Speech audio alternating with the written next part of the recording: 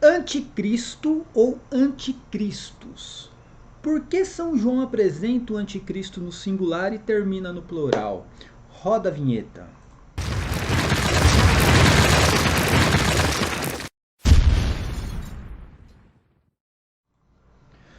Bem, meus irmãos e irmãs, estamos reunidos mais uma vez no meu canal do YouTube, Hora do Macabeu, sejam todos bem-vindos. Esse é o canal católico que mais fala a respeito do Apocalipse, aqui não tem conjecturas lúdicas, não tem achismos de propriedade, não tem aquela aparição mariana para defender o meu Apocalipse do desejo, aqui tem apenas o que São João escreveu e revelou no livro do Apocalipse, nada mais e nada menos, tá? Porque a gente não precisa pregar um sensacionalismo barato para ganhar cliques, né, e sobreviver no canal. A gente precisa apenas transmitir a verdade, tanto o meu canal como o canal do Robson 2.0, que também é o canal católico que mais fala a respeito do Apocalipse. Aqui é o Apocalipse verdadeiro, tá? Que a gente não tem Apocalipse do desejo. Eu quero falar um pouco sobre o anticristo, tá? Esse vídeo eu quero que seja o mais breve possível. Eu sempre tive dúvidas do porquê São João ele usa o termo anticristo no singular e depois ele passa para o plural. Por que isso daí? De onde São João retirou essa ideia do anticristo e depois dos anticristos? Vou explicar para vocês exatamente porque o Robson, do canal Robson 2.0, fez um vídeo muito bom a respeito do anticristo e Daniel no capítulo 9, tá? Antes de mais nada, eu peço para vocês, por favor, se inscreva no canal, aperta no sininho, dá aquele like maroto aqui no vídeo, compartilhe os vídeos, principalmente nas paróquias, gente, aquele grupinho do WhatsApp lá nas paróquias. Compartilhe os vídeos, fala pro pessoal, dá uma olhadinha nesse vídeo, veja se tem coerência, tá? Não vai ser agradável não, mas tem verdades aqui, por favor, dá uma olhadinha de coração. Se você puder contribuir financeiramente com os nossos canais, e principalmente aqui com o meu canal, tá aqui o Pix, a chave Pix é crismacabelos@gmail.com, e também tem o QR Code aqui do ladinho, opa, aqui do lado, o QR Code, você acessa pelo QR Code e faz uma doação pro canal, qualquer valor, tá gente, R$1, R$2, qualquer valor ajuda. Se você quiser também tem o Apoia-se, que aí é uma contribuição mensal, e também o clube de membros do canal. E aqui do lado aqui, gente, olha, tá vendo aqui? Aqui tem as redes sociais, se você puder acessar as minhas redes sociais, tá? Tem o Facebook, a minha página, Cris Macabeus, as mentiras do Apocalipse Protestante. Tem também o Instagram, Cris Macabeus. O meu Twitter, gente, foi cancelado, tá? Eu não consigo mais ativar o meu Twitter. Mas vamos falar novamente sobre o anticristo. De onde São João tirou a ideia do anticristo? Porque esse termo só aparece nas cartas de São João.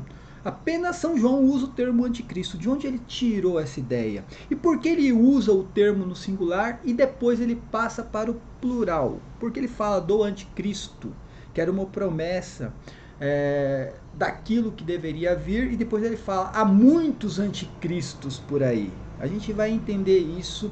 E eu consegui ter, né, essa ideia, esse entendimento depois do vídeo do Robson 2.0, tá? Primeiramente, São João, ele retira a ideia do anticristo que deveria vir exatamente de Daniel capítulo 9, que é um capítulo no qual Jesus Cristo usa no sermão ali, no sermão escatológico de Mateus 24. Ele usa também o capítulo 9 do livro do profeta Daniel. E na verdade é uma interpretação de São João. São João interpreta aquele texto falando do anticristo que deveria vir. Por que anticristo? Vamos entender agora o significado da palavra. Anticristo não é um falso Cristo, não é um falso Deus. Tira essa ideia da mente, gente. Isso que os pentecostais inventaram, os católicos futurísticos, que é um cara que vai se passar por Deus, vai reconstruir o terceiro templo de Jerusalém, vai sentar num trono, que eu não sei onde existe esse trono no templo de Jerusalém, nunca existiu esse trono, né? É um cara que vai enganar os protestantes, os católicos, os budistas, os islâmicos, vai montar uma religião única. Esquece, não tem nada disso na Bíblia, não tem nada disso no Apocalipse, São João não fala sobre isso. E anticristo não é um falso Cristo, pelo contrário, ele é alguém que detesta Jesus Cristo. Ele nunca vai tentar se passar por Jesus Cristo, e sim perseguir o quê? A igreja, o corpo místico de Cristo. Por isso diz que é anti é porque não gosta de Cristo. E se ele não gosta de Cristo, ele não vai tentar se passar por Jesus Cristo de maneira alguma. Aliás, nenhum católico e nenhum protestante iria ser seduzido pelo anticristo, porque a espera é de Jesus Cristo glorioso no seu corpo glorioso, e não de alguém que vai nascer novamente num corpo físico. Se tem algum protestante esperando Jesus Cristo nascer novamente num corpo físico, eu lamento, tá? Você está no caminho errado da salvação. Mas são hereges, né? Então é isso que nós esperamos. Então nós entendemos perfeitamente que essa história do anticristo que deveria vir, que está lá no capítulo 2 da primeira carta de São João, é uma interpretação de São João do próprio livro de Daniel. Então nós já encontramos de onde ele retirou essa ideia, tá? Apenas que Daniel não tinha esse termo na época, o anticristo, então ele usou um outro termo, tá? Mas São João já conseguiu interpretar sobre o anticristo que deveria vir. Mas quem é o anticristo? Agora no singular, aquele que deveria vir. São João interpreta como sendo César Nero, assim como todos os padres da igreja, né? Isso dentro de um consenso unânime. Todos os padres da igreja também interpretaram da mesma maneira que São João, sendo César Nero. Aí eu pergunto, por que César Nero é o anticristo? Porque dos 7 reis do Apocalipse, ele foi o único que realmente perseguiu e matou os cristãos. Se você pegar os 7 reis do Apocalipse, desde Júlio César, né, até Tito Flávios, que era o general na época de Vespasiano, filho de Vespasiano, que depois ele se torna imperador também, até Tito, nenhum deles perseguiu os cristãos, nenhum deles, apenas Nero tropeçou, né, foi seduzido por Satanás para perseguir os cristãos. Até então, a besta do Apocalipse, que era formada, vamos entender, a besta do Apocalipse é um sistema político formado por 7 reis e 1/8, tá? Esse 1/8 fazia parte dos 7. Então são 7 reis, no qual, né, um rei, um desses reis, iria cumprir totalmente, né, os desígnios de Deus, que era exatamente punir a prostituta da Babilônia. Então são 7 reis. Agora vamos entender uma coisa. Um desses reis, ele tropeçou. E aí ele se torna um 666. Não era para ter esse tropeço, mas esse rei foi seduzido por Satanás. A besta do Apocalipse recebeu autoridade divina para cumprir os desígnios de Deus, que era punir Jerusalém. Tá? Aquela questão de Jesus Cristo vindo nas nuvens contra Jerusalém, né, seria exatamente concluída com a invasão romana, com Tito Flávios, que aconteceu com Tito Flávios, né, na época de Vespasiano, se concluiu ali exatamente quando destruiu o templo de Jerusalém e acabou com aquela rebelião dos zelotas. Mas isso era para acontecer no reinado de Nero. E o que Tito fez era para ser feito por Vespasiano, que era general de Nero na época. Olha que interessante. Mas o que acontece? Nero, ele tropeça e se torna o quê? Um anticristo, porque ele persegue os cristãos. E o Império Romano não tinha essa permissão de Deus na época. Não tinha permissão para perseguir os cristãos. O Império Romano não tinha essa permissão. Por isso que Nero se torna o anticristo dos 7 imperadores, dos 7 reis que formavam ali a besta do Apocalipse. Mas tem uma coisa que São João, né, que São João escreve na carta, que me deixava muito intrigado, assim, na dúvida, por que ele muda do singular para o plural. Então a gente conseguiu identificar aqui exatamente que ele fez uma interpretação do livro de Daniel, falando daquele anticristo que deveria vir, mas ele conclui dizendo há muitos anticristos por aí. Vamos entender isso aqui na própria carta, né, de João, lá no capítulo 2 da primeira carta de São João. Prestem atenção, vamos ler a carta, né, e tirar aquele viés futurístico, tá? Você que é futurista aí, tire esse viés aí, abra o seu coração aqui para o preterismo e veja se não tem coerência. Então nós identificamos o anticristo que deveria vir. Era César Nero. Dos 7 imperadores, foi o único que perseguiu os cristãos, ou seja, o único que era anticristo. Os outros imperadores não perseguiram os cristãos. Ah, teve outros imperadores depois dos 7 que também fez essa perseguição aos cristãos? Tem, Diocleciano, Valeriano, Constâncio II, se eu não estou enganado, também Domiciano também perseguiu os cristãos, mas eles não faziam parte dos 7. Apenas Nero, dentro dos 7 ali, só ele perseguiu os cristãos, tanto que aí Nero cai, se torna o 666, e aí Deus muda seus planos e coloca Vespasiano no lugar de Nero e faz com que Tito Flávios conclua os desígnios de Deus, tá? Agora preste atenção aqui. Olha o que São João escreve. Por isso que eu falo que é muito importante o contexto. Não adianta ficar só no versículo isolado, tá? Tem que ter o contexto. São João escreve dessa forma: filhinhos meus, isto vos escrevo para que não pequeis. Mas se alguém pecar, temos um intercessor junto ao Pai, Jesus Cristo, o justo. Ele é a expiação pelos nossos pecados. Isso aqui é importante, gente. Por que ele fala os nossos pecados aqui? Olha que interessante, né? Pelos nossos pecados. E não somente pelos nossos, mas também pelos do mundo. Olha aqui, ó. Olha como São João, ele difere aqui. Os nossos do mundo. Por que ele faz isso? Porque ele está falando dos israelitas. Olha só. Ele fala, ele é a expiação dos nossos pecados. De quem? Dos israelitas. E também do mundo. Ou seja, aqui a gente vê o que? A terra e o mar. Né? O mundo, o mar, o mundo pagão, os gentios, e aqui os nossos, a terra, até o território de Israel. Ele é a expiação dos nossos pecados, dos israelitas e também do mundo inteiro. Olha como a gente vê aqui, terra e mar, né? E aí, mas presta atenção porque ele dá um ênfase nos nossos, nos israelitas. Ele está falando para os israelitas aqui nesse momento. Aí ele diz assim: eis como sabemos que o conhecemos, se guardarmos os seus mandamentos. Olha lá, se guardar, aquele que diz conhecê-lo e não guarda os seus mandamentos é mentiroso e a verdade não está nele. Aquele, porém, que guarda a sua palavra, nele o amor de Deus é verdadeiramente perfeito. É assim que conhecemos se estamos nele. Aquele que afirma permanecer nele deve também viver como ele viveu. Caríssimos, não vos escrevo nenhum mandamento novo, mas sim um mandamento antigo que recebestes desde o princípio.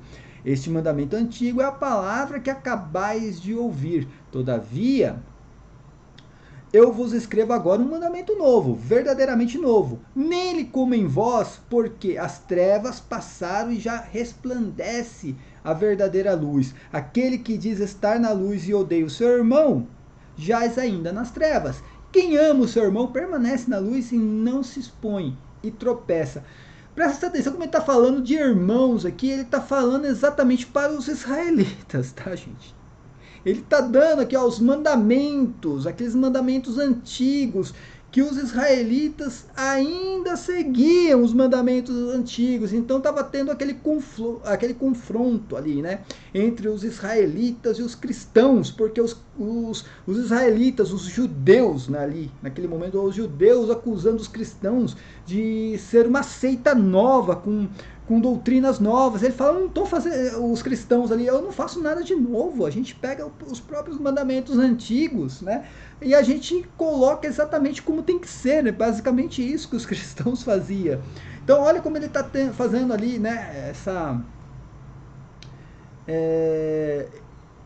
essa explicação sobre os mandamentos, aqueles que viviam ainda na antiga aliança e mostrando que a nova aliança não veio exatamente, né, para negar a antiga aliança. Ela veio substituir algo que envelheceu, mas não exatamente, né, para jogar no lixo tudo aquilo que existia, e sim para interpretar melhor, tá?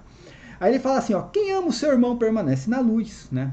Por quê? Porque existiam israelitas que não, né, eles não estavam amando os seus irmãos. E aí diz assim, mas quem odeia o seu irmão está nas trevas e anda nas trevas, sem saber para onde dirige os passos, né? E as trevas cegaram seus olhos.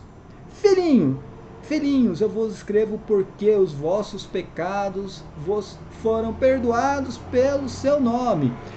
Pais, eu vos escrevo, deixa eu levantar um pouco aqui. Pais, eu vos escrevo porque conheceis aquele que existe desde o princípio. Jovens, eu vos escrevo porque vencestes o maligno. Crianças, eu vos escrevo porque conheceis o Pai. Pais, eu vos escrevi porque conheceis aquele que existe desde o princípio, né? Jovens, eu vos escrevi porque sois fortes e a palavra de Deus permanece em vós e vencestes o maligno. Não ameis o mundo. Gente, o termo mundo aqui, tá, aparece como coisas carnais, tá? Ou seja, pecado. Não vos ameis o mundo, nem as coisas do mundo. Se alguém ama o mundo, não está nele, o amor do Pai não está nele, porque tudo que há no mundo, a cobiça da carne, a cobiça dos olhos e a soberba da vida, não procede do Pai, mas do mundo, tá? O termo mundo e o termo terra, às vezes, né, esses termos aparecem de forma figurada como pecado, tá? O pecado da carne, a cobiça, a sensualidade. Às vezes eu uso o termo cosmos ou o termo guess, né? O mundo passa com as suas cobiças, mas quem cumpre a vontade de Deus permanece eternamente. E agora entra na questão do anticristo. Olha que ele faz todo um enredo para os nossos. Quem são os nossos aqui, né? Os nossos que diferem do mundo. Quem são os nossos? Os israelitas, tá, gente? Ele estava se dirigindo exatamente para os israelitas e mostrando, olha, aqui, primeiramente, né, eu estou falando para vocês, mas o pecado também, né, Jesus Cristo veio para libertar o mundo todo do pecado, mas estou me dirigindo exatamente para vocês. E aí ele vai falar aqui exatamente isso aqui, ó. Filhinhos, esta é a última hora. Bom, aqui a gente já entende que ele está falando esta é a última hora, tá? Naquele momento, não depois de 2000 anos, como tem alguns padres pregando por aí. O pastor prega isso, beleza. O pastor, pastores, né, em si. Tudo herege, é isso que eu espero. Agora, padre pregando, é a última hora para agora. Cara, você se perdeu espaço em tempo, tá, padre? Desculpa, né? Eu já vi alguns padres, olha, né, falando assim, você tá vendo aqui, ó, filhinhos, esta é a última hora. Quando ele fala esta, é porque é hoje, que hoje, ele tá falando naquele momento, né? Mas vamos voltar aqui à questão do anticristo.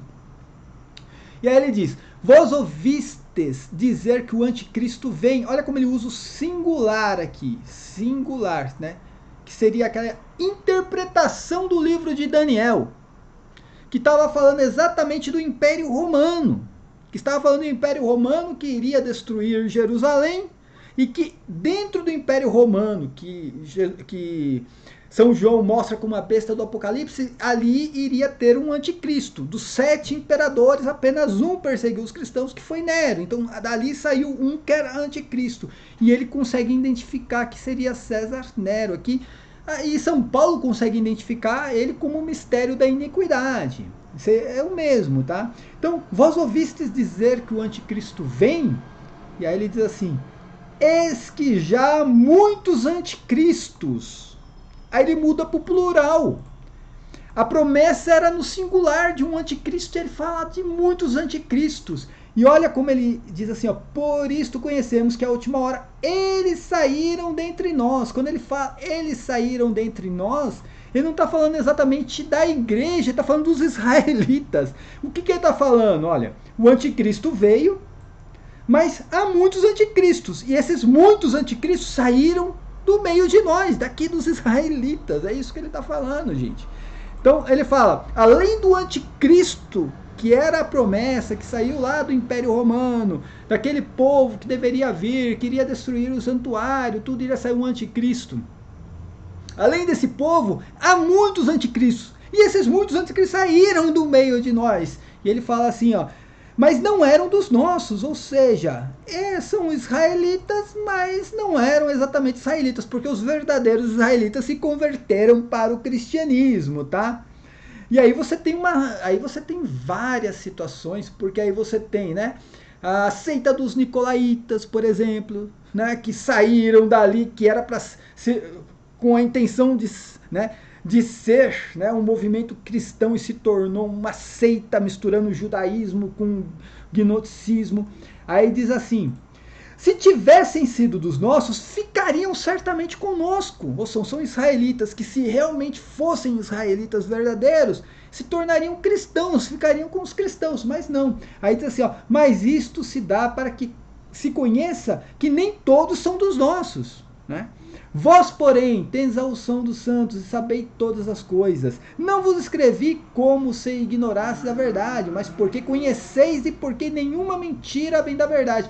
Quem é mentiroso senão aquele que nega que Jesus é o Cristo? Quem que negava que Jesus era o Cristo? Quem negava isso aqui? Os israelitas que não se converteram. Os israelitas que não se converteram.